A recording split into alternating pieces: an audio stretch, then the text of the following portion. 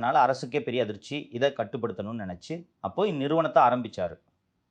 ஆரம்பத்தில இது ஒரு பெரிய சாம்ராஜ்யமா இல்ல. நண்பர்களே வெறும் ஒரு மொத்த விநியோகஸ்தர் மாதிரி மட்டும் தான் இருந்துச்சு.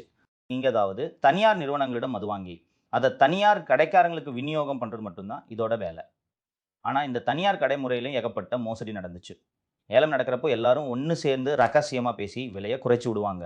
இதனால அரசுக்கே பெரிய நஷ்டம் வந்துச்சு. அதே நேரத்தில சாதாரண மக்களுக்கு அதிக விலைக்கு விக்கப்பட்டுச்சு. இதுக்கு பின்னாடி வந்தது ஒரு பெரிய திருப்புமுனை. நண்பர்களே, ஜெயலலிதா முதலமைச்சரா ஆட்சிக்கு வந்தப்போ ஒரு சட்டத்திருத்தம் கொண்டு வந்தாங்க. சில்லறை விற்பனையே அரசே தன் கையில எடுத்துக்கிச்சு. நீங்க அன்னைக்கு முதல் தமிழ்நாட்டுல மது விக்கிற உரிமை அரசுக்கு மட்டும் தான். தனியார்காரங்க முழுக்க வெளிய தள்ளப்பட்டாங்க. இதுக்கு பின்னாடி நடந்தது என்னன்னா, கடைகளோட எண்ணிக்கை வேக வேகமா அதிகரிச்சுது. ஆயிரக்கணக்கான புது கடைகள் திறக்கப்பட்டுச்சு. நீங்க சின்ன ஊர், பெரிய ஊர்ன்னு பாராம எல்லா இடத்துலயும் அரசே போதை வியாபாரத்துல முழுசா இறங்கிட்டுச்சு. இப்போ இந்த வருமானம் எப்படி வளர்ந்துச்சுன்னு